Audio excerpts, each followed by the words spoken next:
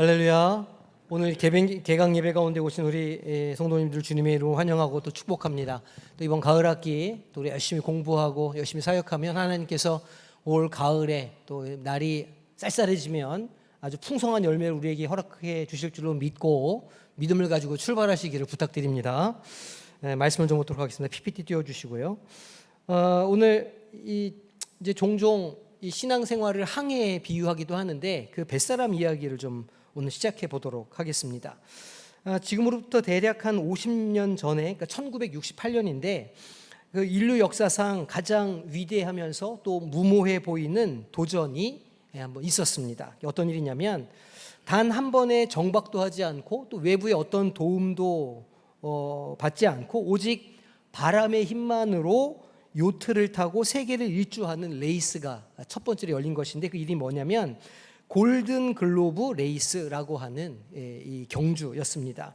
9명의 용감한 항해사가 인류 최초라고 하는 명예와 또 아주 막대한 상금을 위해서 망망대해로 그 요트를 타고 떠나갔죠. 그들의 마음속에는 우승이라고 하는 아주 분명하고 뜨거운 표대가 있었습니다. 거친 파도와 싸우고 지독한 외로움과 사투를 벌이면서 인간의 한계를 시험하는 그런 장으로 이들이 나아갔던 것이죠. 우리 교회에도 이렇게 때가 되면 바다로 나아가시는 어부들이 몇 분 계십니다. 물론 남의 배를 타고 가시긴 하시지만 그래도 그 비바람을 맞으며 또 춥고 추위와 더위를 견디면서 그 바다 위에서 무엇인가를 이렇게 하는 일은 그 쉬운 일이 아닙니다. 이 경주가 막바지에 이를 때가 되었는데 가장 1등으로 앞서 나가던 유력한 우승 후보가 있었습니다. 프랑스의 항해사였던 베르나르 무아시테라는 사람이었는데 이제 조금만 더 가면 영국에 있는 결승전을 통과해서 엄청난 부와 명예를 얻을 수 있는 그런 기회가 그의 앞에 있었습니다. 성공이 바로 그의 앞에 있었는데 바로 그때 아주 이상한 선택을 이 사람이 하게 됩니다. 뱃머리를 결승점이 아닌 다른 곳으로 돌려버리게 된 겁니다. 그리고 근처를 지나가던 상선 갑판에 이렇게 쪽지를 써가지고 새총으로 그 상선에 보냈다는 거예요. 그 쪽지엔 이렇게 쓰여 있었다고 합니다. 경주를 포기합니다. 저는 거짓된 세상의 가치를 좇아 유럽으로 돌아가지 않겠습니다. 저는 계속 항해하며 저의 영혼을 구원하기 위해서 타히티로 갑니다. 모두가 바라보던 우상이라는 표대를 눈앞에 두고 모든 것을 포기한 채 홀로 다른 길을 떠난 사람입니다. 그에게 있어서 영혼을 구원한다는 것은 어떤 의미였을까요? 이 항해사의 이야기, 그 상금과 명예와 분명한 어떤 유명세를 바로 눈앞에 두고도 그것을 포기하고 다른 인생을 선택한 이 사람의 이야기가 오늘 가을 항해를 시작하는 우리에게 중요한 어떤 의미들을 던져주고 있습니다. 우리가 질문해 볼 수 있죠. 그러면 우리가 달려가고 있는 표대는 과연 무엇인가 하는 겁니다. 오늘 이 질문을 우리가 마음속에 품고 우리는 또 다른 위대한 한 항해사의 마음속으로 들어가 보려고 합니다. 누구냐면 바로 사도 바울입니다. 우리가 사도 바울이라는 이름을 들으면 이미 모든 경주를 마치고 월계관을 쓴 승리자처럼 우리가 그를 생각할 때가 있습니다. 신약 성경 절반 가까이를 기록한 사람이고 또 로마 제국 하에 곳곳에 교회를 세운 영적 거인, 그가 사도 바울입니다. 예수님을 만난 뒤에 자신의 모든 것을 버리고 오직 복음만을 위해서 살았던 사람이죠. 바울은 정말 대단한 배경을 가진 사람이라고 할 수 있습니다. 태어날 때부터 로마의 시민권을 가진 사람이었고 그 시대 최고의 학자 밑에서 공부를 하기도 했습니다. 그랬던 그가 부활하신 예수님을 만난 후에는 그 뜨거운 열정을 모두 주님께 쏟아 붓는 삶을 살게 되었죠. 말하자면 눈앞에 있는 분명한 표대를 향해서 달려가다가 갑자기 어느 순간 그 표대를 버리고 다른 표대를 향해서 달려간 사람이라고 할 수 있습니다.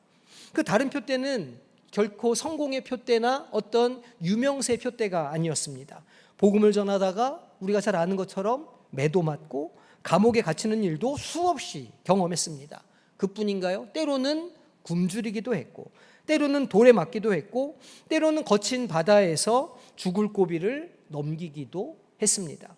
이 모든 어려움을 이겨내고도 그가 위대한 사도로 그렇게 표대를 향하여 달려갈 수 있었다면 그 바울은 충분히 어떤 자격이 있는 것처럼 보입니다. 나는 할 만큼 했다. 나는 진짜 최선을 다해서 살았다. 이룰 것은 다 이루었으니 이제는 좀 내가 쉬어도 되겠다라고 말이죠. 만약 바울이 그렇게 말했다고 하더라도 누구도 바울을 비난할 사람이 없었을 겁니다. 그런데 오늘 우리가 읽은 빌립보서 말씀에서 바울은 아주 뜻밖의 고백을 하는 것 아닙니까?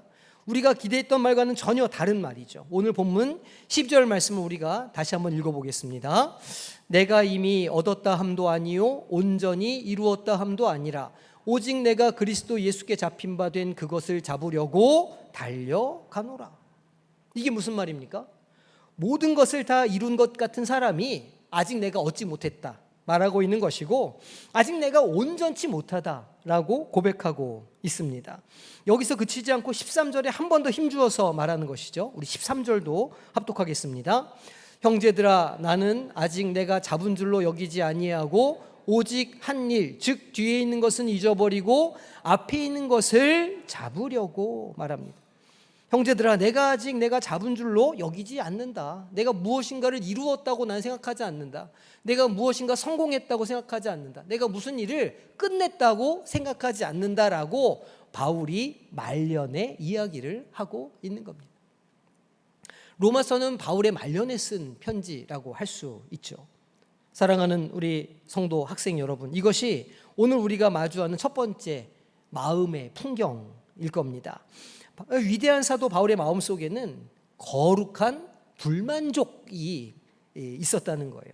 그는 결코 자기가 이룬 과거의 업적에 머무르지 않았다는 것이고, 자기가 도달한 영적인 수준에 만족하지 않으며 안주하지 않았다는 겁니다. 바울의 눈은 과거가 아닌, 그리고 오늘도 아닌 미래를 날마다 바라보고 있었다는 것이죠. 현재에 묶여있지 않고 언제나 저 멀리 아직 가야 할 길과 아직 붙잡아야 할 목표를 향해 가고 있었다고 하는 겁니다.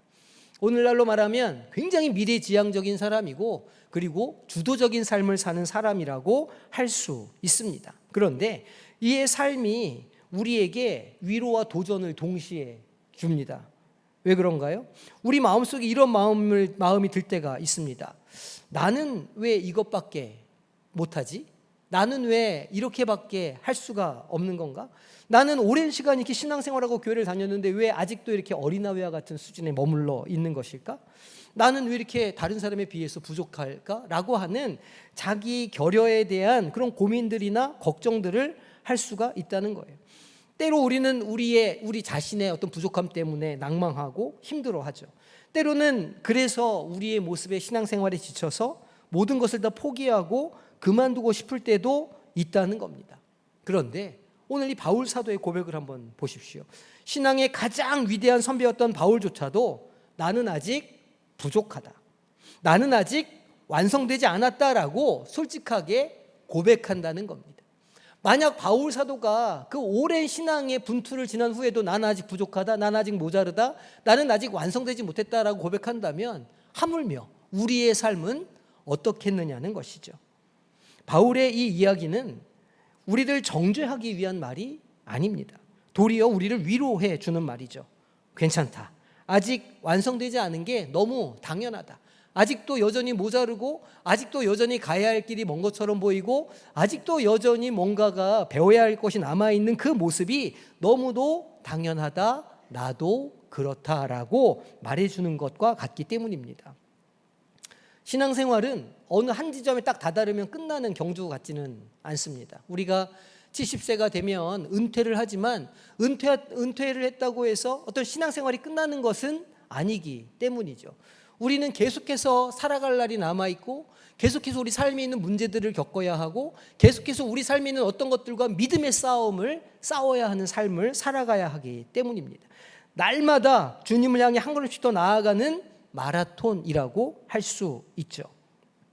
바울의 마음속에는 아마도 두 가지 마음이 싸우고 있었을 것이라 생각됩니다. 하나는 이만하면 된 거 아니야?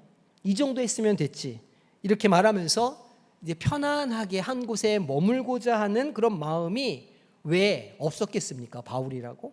하지만 다른 한 가지 마음이 또 있었을 겁니다. 아직 끝나지 않았다. 아직 멀었다. 아직 이 사명을 내가 완수하지 못했다라고 말하면서 신발끈을 묶고 달려가야 한다고 하는 마음, 두 가지가 그의 안에도 분명히 있었을 겁니다. 우리도 마찬가지죠. 이 정도면 충분히 한 거 아니야? 이 정도면 내가 신앙생활 잘했다, 이렇게 생각하고 앞으로도 나아가지 않고 그 자리에 머무르려고 하는 마음이 분명히 있을 것이고, 다른 한편으로는 내가 더 신앙생활을 더 열심히 해야 되는 것 아닌가? 내가 좀 더 주님 앞에 더 나아가야 되는 것 아닌가? 이런 두 가지의 마음이 아마 있으실 겁니다. 바울은 그 자리에 머무르지 않았다는 겁니다. 그는 단호하게 다시 앞으로 달려가기를 선택하죠. 왜 그럴까요? 무엇이 바울로 하여금 그 경주를 멈추지 않고 머물지 않고 안주하지 않고 계속해서 앞으로 나아가게 만들었을까요? 그를 달리게 한 단 한 가지의 이유는 예수 그리스도 때문이었습니다. 바울은 예수님을 너무너무 사랑했죠. 왜냐하면 그 자기를 씻을 수 없는 죄인 중에 괴수라고 말하는 자신을 값없이 용서하여 주시고, 그 놀라운 하나님 나라의 대사로 삼아 주셔서 그 복음을 들고 전 열방을 다니며 증거할 수 있는 자로 삼아 주셨기 때문입니다. 그 예수님께서 핍박자 사울을 만나서 바울로 만들어 주시고, 그 바울에게 내가 너를 사랑한다, 내가 너를 이방의 사도로 부른다라고 그가 들었기 때문이죠. 그는 예수님의 사랑에 더 취하고 싶었던 겁니다. 예수님을 더 깊이 알고 싶었고, 예수님을 더 많이 닮아가고 싶었던 거죠. 그에게는 예수님을 더 깊이 알아가는 것보다 더 큰 가치가 세상에 존재하지 않았던 겁니다. 그래서 고백하는 거죠. 내가 그리스도 예수께 잡힌 바 된 그것을 잡으려고 달려간다라고 말년에도 말할 수 있었던 겁니다. 이 고백에 그의 모든 해답이 담겨 있습니다. 바울이 달리는 이유는 그가 어떤 특별한 선지자여서가 아니라, 그가 어떤 능력을 받아서가 아니라, 그가 어떤 특별한 재능이 있어서가 아니라 예수님께서 그를 먼저 강하게 붙잡아 주셨기 때문이라는 거예요. 마치 사랑하는 사람의 손에 이렇게 붙잡힌 것처럼 그가 자기를 붙드신 예수님을 자기도 온전히 붙잡고 싶어서 그 사랑에 응답하기 위해서 달려간다라고 지금 말하고 있는 겁니다. 사랑하는 성도 여러분, 오늘 우리는 위대한 사도 바울의 의외의 모습을 발견하게 됩니다. 모든 것을 이룬 영웅적인 모습이 아니라 여전히 그 트랙 위에서 땀 흘리며 달려가고자 애쓰고 있는 노년의 한 경주자의 모습을 보게 됩니다. 그리고 우리에게 위로와 도전을 주죠. 이만하면 됐다, 난 좀 부족하다, 내가 할 수 없는 일이다, 이건 내 일이 아니다라고 핑계대고 안주하고 그 자리에 머무려고 하는 우리에게 그런 마음이 결코 잘못된 것이 아니라 그 마음을 딛고 한 걸음 더 나아가게 하는 말씀을 우리에게 주신다는 겁니다.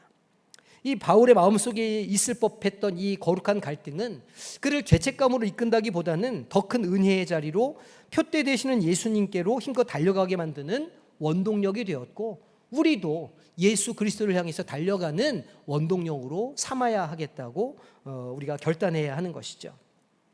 위대한 사도 바울의 그 뜨거운 고백 앞에서 오늘 우리의 마음을 한번 비춰보기를 원합니다. 이제 새로운 가을 사역을 이제 시작합니다. 출발선에 서 있어요. 우리의 모습은 어떤 모습이어야 하겠습니까? 우리의 마음은 어떤 마음이어야 하겠습니까?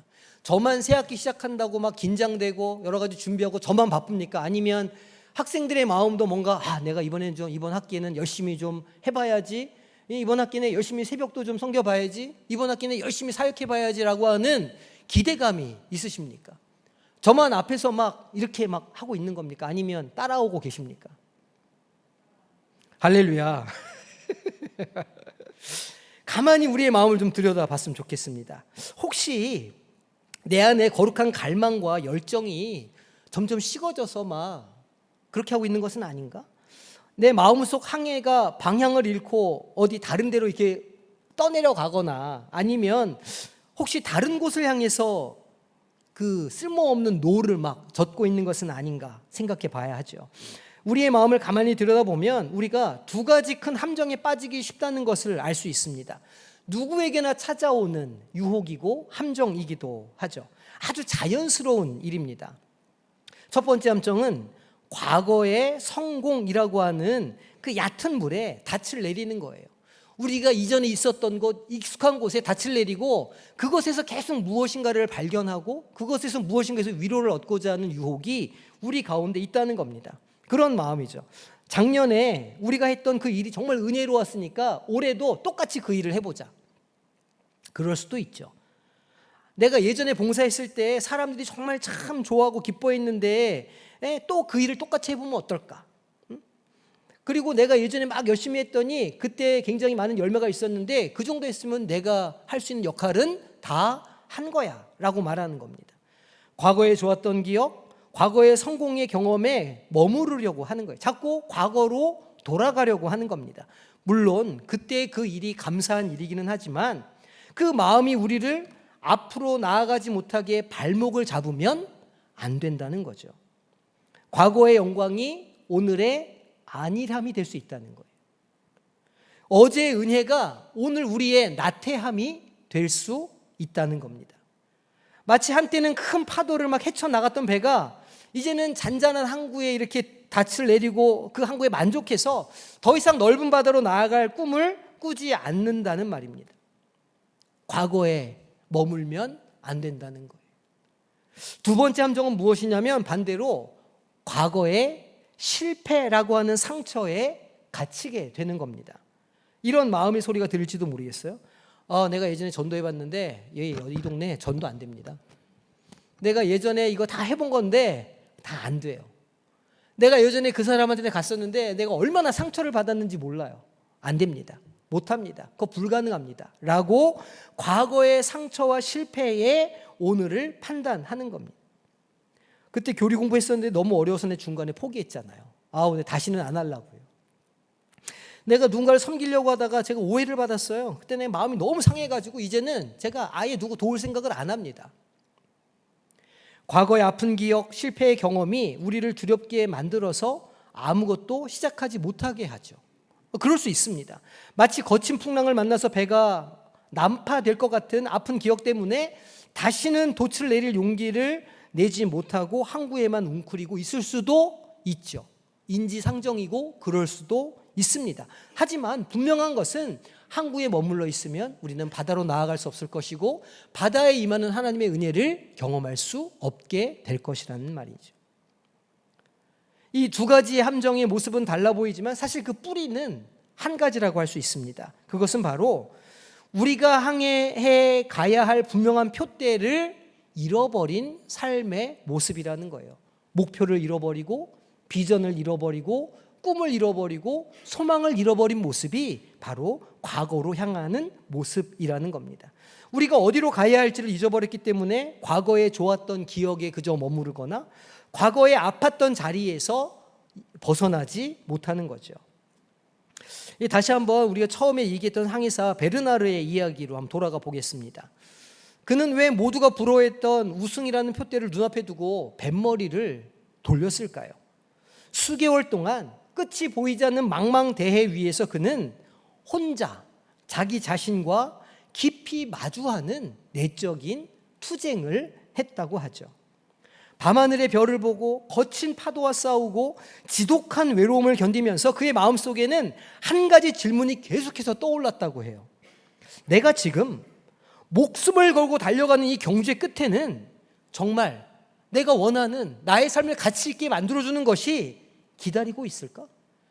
내가 이 표대를 성취하고 난 이후에 내 삶은 정말 행복해질까? 내 삶이 정말 의미 있을까? 이 질문을 끊임없이 그 바다 위에서 했다고 합니다. 그리고 그는 깨달았다는 거예요. 자기가 그토록 원했던 세계 최초라고 하는 그 명예, 우승자라고 하는 타이틀이 실은 자신의 영혼에, 자신의 속사람에 진정한 평안과 참된 의미를 주지 못하는 가짜 표대였다는 것을 그는 항해 중에 깨닫게 되었던 겁니다. 그래서 그는 모두가 달려가는 그 결승선이 아니라 자신의 영혼이 진정으로 평화를 누리고 만족할 수 있는 새로운 표대를 정하고 그 표대를 향해서 용감하게 뱃머리를 돌릴 수 있었다는 거예요. 오늘 이 이야기가 우리에게 주는 바가 분명히 있죠. 이 가을에 우리가 시작하는 모든 사역의 항해 앞에서 우리 자신에게 스스로 물어보아야 합니다. 내 표대는 무엇인가? 나는 무엇을 위해서 가을 사역에 나아가고, 나는 무엇을 위해서 가을에 나의 삶의 자리에 나아가고, 나는 무엇을 위해서 오늘 애쓰고 눈물을 흘리며 노력하고 있느냐는 것이죠. 혹시 학기가 끝나면 졸업장을 내가 앨범에 하나 더 끼우기 위해서 수료장을 내가 하는 것인가? 아니면 무엇인가 우리가 가을 사역을 열심히 해서 작년보다 더 많은 숫자들로 우리 교회를 채우기 위해서 더 늘어난 예산, 더 늘어난 성도들, 더 늘어난 어떤 것 숫자들로 채우기 위해서 우리가 이 일을 감당하는 것인가? 아니면 사람들의 인정을 받기 위한 것인가? 목사님의 칭찬을 받고, 우리 목장 리더의 칭찬을 받고, 남편의 칭찬을 듣고, 아내의 칭찬을 듣기 위해서 내가 이 일들을 감당하는 것인가? 그게 우리가 힘을 내는 이유가 되고, 그것이 우리의 목적이 된다면, 만약 여전히 가을에 학기가 끝나고 그것이 채워지지 않는다면 우리가 낙심하게 되지 않겠느냐는 거예요.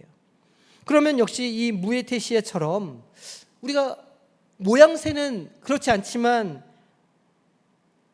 가짜 표대를 향해서 우리가 달려가게 되는 것은 아닌가라고 스스로에게 질문을 해 보아야 한다는 겁니다.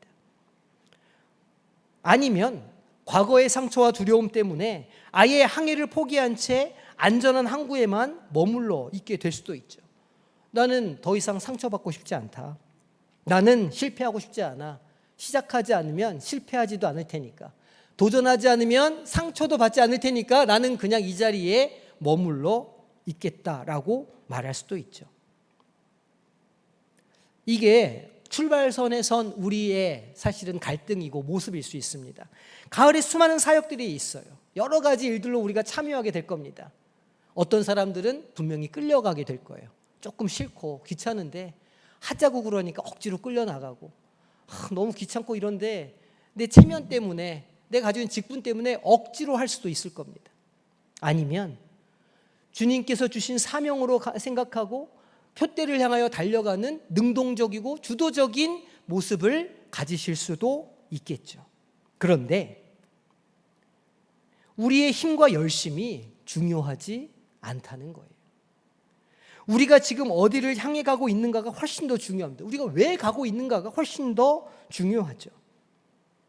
때로는 과거의 성공에 안주하고 싶고, 때로는 과거의 실패에 발목이 잡혀서 한 걸음 더 나아가지 못하는 우리의 연약한 모습을 우리가 이전에 경험했을 수도 있고, 아니면 오늘도 그런 모습일 수도 있습니다.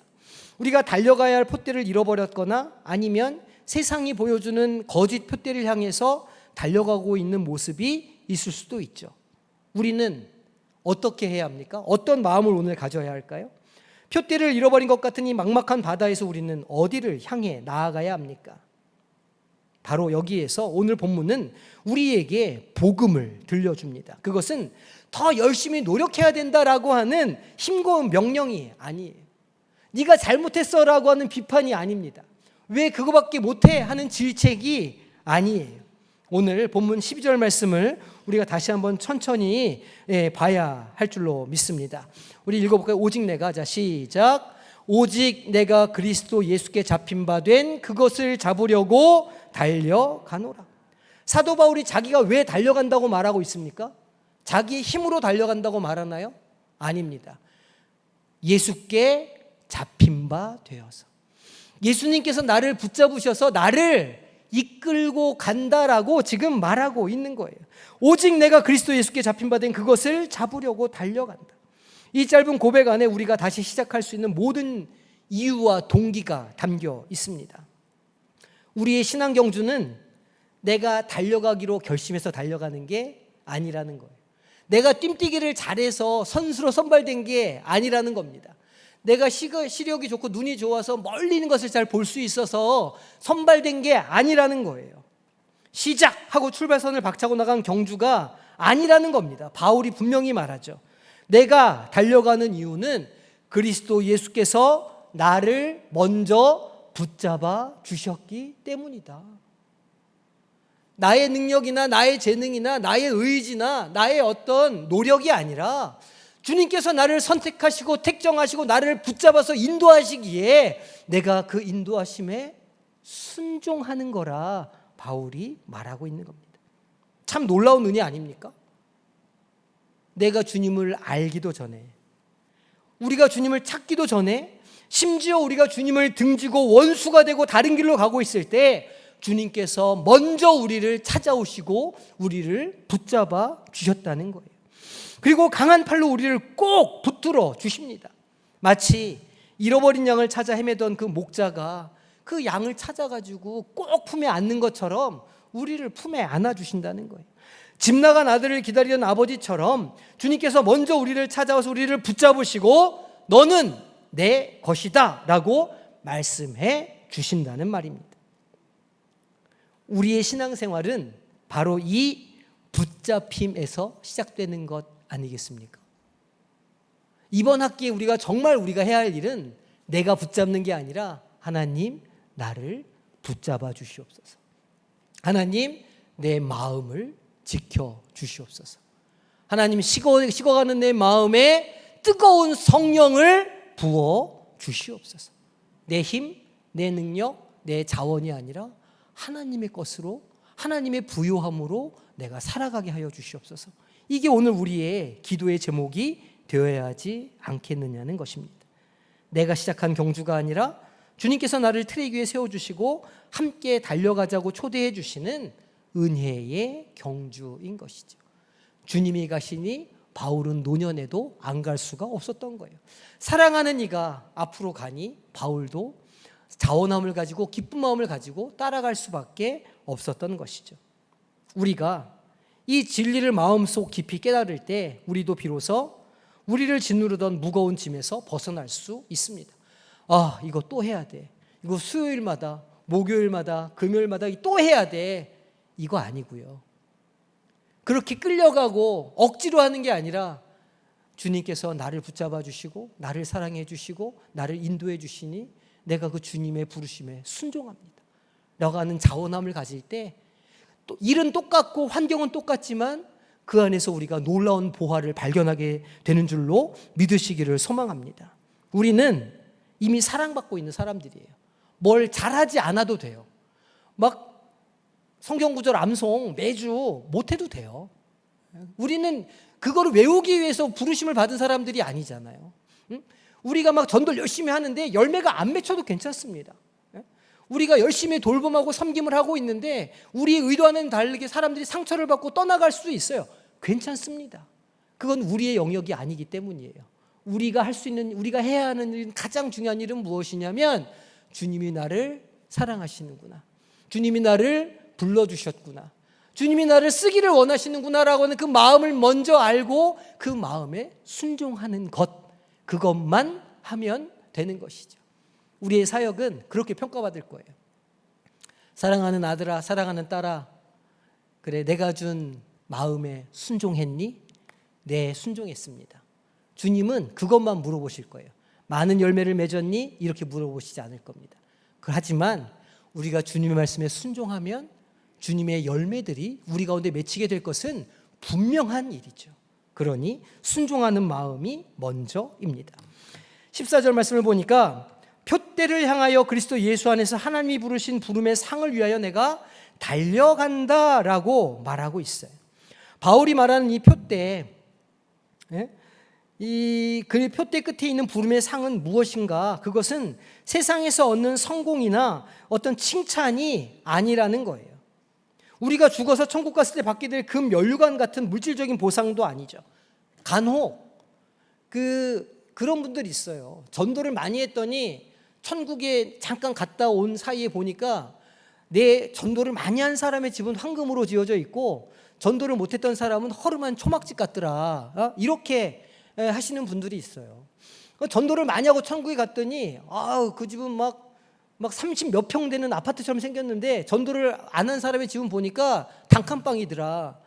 천국을 자본주의로 만드시는 분들이죠. 천국은 그렇지 않습니다. 하나님의 법은 그렇지 않아요. 하나님의 법은 얼마나 많은 것들을 우리가 했느냐, 얼마나 많은 숫자들을 남겼느냐로 우리를 판단하시지 않으신다는 거예요. 바울이 목숨을 걸고 달려가 붙잡으려고 했던 그 최고의 상은 예수 그리스도였다는 것, 오직 예수 그리스도의 그 사랑에 응답하는 것이었다는 것을 우리는 오늘 분명히 깨달아야 할 줄로 믿습니다. 우리의 표대는요, 어떤 상태나 어떤 업적이 아니에요. 우리의 표대는 오직 살아계시는 인격적인 예수 그리스도이신 줄로 믿습니다. 주님을 더 깊이 알아가는 것, 아카데미를 통해서 더 깊이 주님을 알아가고 더 주님을 깊이 묵상하게 되는 것, 섬김을 통해서 주님의 마음을 경험하는 것, 그리고 여러 가지 사역들을 통해서 하나님께 영광을 돌리는 것, 하나님을 기쁘시게 하는 것이 우리의 표대가 되어야 할 줄로 믿습니다. 이것이 하나님께서 우리를 이 땅에 부르신 가장 큰 목적이고 우리가 받을 수 있는 가장 영광스러운 상이라는 거예요.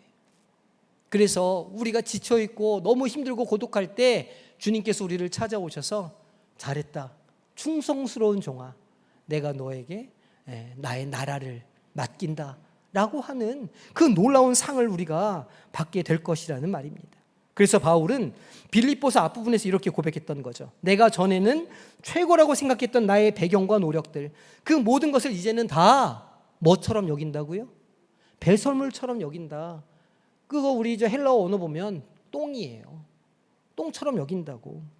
왜냐하면 내 주 예수 그리스도를 아는 지식이 가장 고귀하기 때문이라. 바울처럼 공부를 많이 한 사람이 어디 있습니까? 바울처럼 사회적 지위가 있는 사람이 어디에 있어요? 근데 그가 그 모든 것 다 배설물 같다는 거예요. 오직 예수 그리스도를 아는 지식, 예수 그리스도를 사랑하고 그리스도와 함께 살아가는 삶이 가장 귀하고 아름다운 것이구나. 바울은 그렇게 고백하는 겁니다. 사랑하는 성도 여러분, 이것이 복음의 능력이죠. 세상의 것이 우리의 마음을 주장하지 못하게 하는 것, 세상의 물질이 우리를 주장하지 못하게 하는 것, 세상의 권력이 우리 마음에 있는 진리를 방해하지 못하게 하는 것, 이것이 복음의 능력이에요. 설령 나에게 오늘 질병이 있지만 그러나 그 질병조차 내가 예수님을 향한 믿음과 사랑을 꺾을 수 없는 것, 그것이 복음의 능력이라는 거죠. 나를 먼저 붙잡아 주신 그 놀라운 사랑에 감사하면서 예수님이라고 하는 최고의 상을 향해 기쁨으로 달려가는 그 복된 여정을 이번 학기에 걸어보시기를 축복합니다. 내 힘으로 달려가는 것이 아니라 지금 내 손을 붙잡고 계시는 주님께 이끌려 가는 것이야말로 참된 경주요, 참된 기쁨의 여정이라는 것이죠. 그러니 그것은 내 영광을 위해서도 아니고 내 공로를 위해서도 아니고 내 지식이 늘어나는 것을 위해서도 아니에요. 이 모든 것은 오직 예수 그리스도 주님을 더 사랑하게 되고 주님을 더 알아가기 위한 것이 되어야 하죠. 이 놀라운 은혜가 오늘 우리 각 사람의 마음속에 충만하기를 소망합니다. 자, 우리가 달려갈 표대가 오직 예수 그리스도라고 하는 그 사실이, 그 진리가 분명해질 때 우리가 감당해야 되는 올 가을의 사역은 완전히 새로운 의미를 갖게 될 수 있을 거예요. 더 이상 이렇게 따로따로 흩어져 있는 어떤 행사들이나 사역들의 나열이 아니라 이 모든 것이 예수 그리스도라고 하는 그 몸을 다 세워가는 일로 만들어질 수 있겠죠. 자, 설교를 마무리하고자 합니다. 다시 한번 이 베르나르 무아테시에의 이야기를 해보겠습니다. 그는 세상의 표대였던 우승이 자기의 영혼을 구원할 수 없다는 사실을 깨닫게 되었어요. 그리고 그는 내 영혼의 진정한 만족을 내가 찾아가겠다라고 생각하고 용감하게 뱃머리를 틀었죠. 그리고 평생 그 신념을 따라 살아가게 되었습니다. 그의 삶은 오늘 우리에게 중요한 질문을 던지죠. 지금 내가 달려가고 있는 표대는 내 영혼에 진정한 생명과 의미를 주고 있을까? 오늘 이후로 시작되는 가을 학기의 모든 사역들은 진정으로 나의 영혼을 자유롭게 하는가? 나로 그리스도와의 관계를 더 깊이 있게 만드는 일인가? 우리는 이 관점을 가지고 사역을 감당해야 할 겁니다. 세상의 가치를 쫓아가던 한 사람도 자신의 영혼을 위해서 치열하게 고민하며 새로운 표대를 찾아간다고 하는데 하물며 예수를 믿는 우리들은 어때야 하겠습니까? 세상이 줄 수 없는 영원한 생명과 참된 평안을 약속하시는 예수 그리스도라고 하는 가장 분명하고 영광스러운 표대를 가진 우리들은 과연 어떤 마음으로, 어떤 태도로 이 가을을 살아가야 할까요? 이제 우리는 그리스도라고 하는 분명한 표대 아래에서 사역을 우리가 다시 한번 생각해 보아야 합니다. 우리 성강 아카데미 이제 다음 주부터 수요일날 시작할 건데 계시록과 또 주일날 시작하는 이 초급 교리반에서 여러 가지 것들을 배우는 건 성경 지식을 머릿속에 넣기 위함이 아니에요. 다시 한번 말씀드리지만 우리가 그거 해가지고 무슨 성경 대회 나가고 그거 많이 뭐 했다고 해서 우리가 막 무슨 뭐 신앙의 급이 올라가고 그런 게 아닙니다. 우리의 표대는 지식이 아니죠. 우리의 진짜 표대는 성경이 말하고 있는 예수 그리스도, 그 마지막 세상 끝에서 우리를 기다리고 계시는 예수 그리스도가 어떤 분이신지, 그분이 내 삶에 어떤 영향을 미치시고 오늘 어떤 권세로 나에게 역사하시는지를 우리가 보고 우리 삶에 경험하기 위함인 거예요. 주님의 음성을 듣고 마음을 깨닫고, 그래서 어제보다 오늘 내가 주님을 더 사랑하기를 원합니다라고 하는 고백이 이 아카데미 전반에 있어야 하는 거죠. 또 가을 신방과 돌봄 사역은 어떻습니까? 정해진 계획표에 따라서 의무적으로 가정들을 방문하는 게 아니라는 거예요. 우리의 표대는 형식적인 만남이 아니잖아요. 오늘은 도시락 몇 개 만들고 몇 집 돌아다니고 그렇게 숫자 놀이하는 게 아니라는 거예요. 우리의 그 사역은 형식적인 만남이 아니라 그 삶의 무게에 지쳐서 아파하는 성도들을 한 번 더 만나고 그들의 손을 잡아주고 그들의 아픈 마음을 한 번 더 위로해주기 위한 것 아닙니까? 그래서 예수 그리스도의 마음이 전해지도록 우리도 그들을 만나며 그들 가운데 일하시는 하나님을 경험하기 위해서 하는 거죠. 이 표대를 잃어버리면 안 된다는 거예요. 또 가을에 센싱 더 스토리도 할 거고 전도대를 통해서 또 우리가 이웃들과 만나게 될 겁니다. 이것도 사람을 한 명 더 교회로 데려오고자 하는 게 아니에요. 숫자를 늘리고자 하는 게 아닙니다. 이것은 한 명이라도 더 많은 이들에게 심령 가운데 예수 그리스도를 심어주고 이야기해주기 위한 것이죠. 예수 그리스도를 믿으세요. 예수 그리스도가 생명입니다라고 하는 이 진리의 말씀을 우리가 전하기 위함이라는 거예요. 그 다음 일은 하나님이 하시는 일이죠. 그 다음 일은 하나님께 맡겨야 돼요. 그러나 우리는 이 일을 감당할 때 정말 하나님을 사랑하는 마음으로, 예수 그리스도의 사랑을 증거하는 마음으로 감당해야 한다는 겁니다. 아마도 우리가 예수 그리스도라고 하는 하나의 목적지로 모일 때 하나님께서 일하시지 않으시겠습니까? 우리가 비로소 세상이 주는 성공의 압박감과 실패의 두려움에서 우리가 자유케 될 거예요. 더 이상 다른 사람들과 비교하면서 조급해하지도 않게 될 겁니다. 눈에 보이는 결과가 없어도 낭망하지 않게 될 거예요. 왜냐하면 우리의 성공은 프로그램의 크기나 사람들의 숫자에 달려있는 것이 아니기 때문이죠. 이 모든 사역과 과정을 통해서 우리가 얼마나 주님께 더 가까이 갔는가에 달려있기 때문입니다. 이제 새로운 항해가 시작될 겁니다. 지난 여름에 어떤 영적인 무기력과 아팠던 상처들은 십자가 뒤로 다 남겨두시기 바랍니다. 그거 붙잡고 있는다고 뭐 해결될 일이 하나도 없잖아요. 이젠 세상이 말하는 거짓 표대에 대한 미련도 다 내려놓아야 합니다. 그리고 우리의 참된 표대요 가장 큰 상급이신 예수 그리스도께로 우리의 시선을 고정해야 할 줄로 믿습니다. 그리고 서로 격려하고 서로를 기도하며 이 복된 경주를 힘차게 그리고 함께 나아가는 저와 우리 여러분 성광 공동체가 되기를 주님의 이름으로 축복합니다. 이 믿음을 가지고 우리가 이 가을 학기에 나아가서 가을 추수감사주일 또 성탄절 이 연말을 지나며 하나님께서 우리에게 하신 일들을 정말 기쁘게 간증할 수 있었으면 좋겠습니다. 우리 안에 내 안에 이런 일들을 행하시고 내 마음을 이렇게 바꾸어 놓으셨다. 이런 간증이 풍성해지시는 가을 학기가 되시기를 주님의 이름으로 축복합니다. 기도하겠습니다.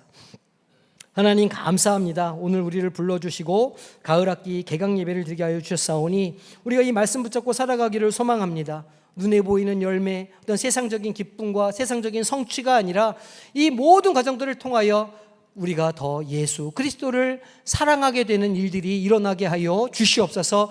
예수를 더 알아가는 지식이 늘어나게 하여 주시고 예수를 알므로 주님의 권능에 더 사로잡히는 한 학기가 될 수 있도록 주님 축복하여 주시옵소서. 감사드리며 예수님의 이름으로 기도하옵나이다. 아멘.